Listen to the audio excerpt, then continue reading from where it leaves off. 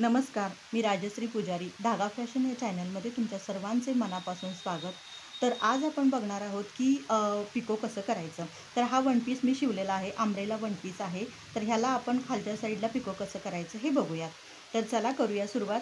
तर हे बघा, अशा पद्धतीनं तुम्ही थोडंसं सुरुवातीला फोल्ड करून असं हळूहळू पद्धतीने फ्रंट साईडला थोडंसं कापड नकळत ओढत आणि इथून कापड थोडंसं सोडत अशा पद्धतीने तुम्ही पिको करू शकता. हे बघा, अशा पद्धतीने शिस्तीत शिस्तीत करा आणि मॅचिंगचा दोरा वापरा तुम्ही.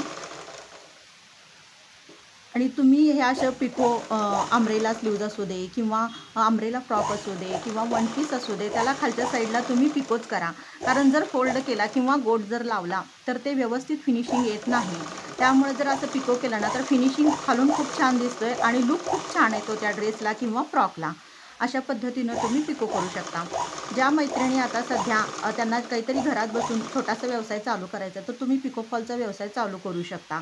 एखादी मशीन तुम्ही खरेदी करून आणा आणि अशा पद्धतीनं तुम्ही जर पिको फॉल बघून घरच्या घरी व्यवसाय चालू करत असेल तो खूप उत्तमरित्या आणि छान चालेल. आणि ज्या आता नवीन स्त्रिया हे शिकायची इच्छा आहे त्यांच्यासाठी हा व्हिडिओ फारच उपयोगी ठरणार आहे. तर हे बघा, हे अशा पद्धतीनं तुम्ही पिको करा. हे बघ, किती छान असं पिको झालेलं आहे.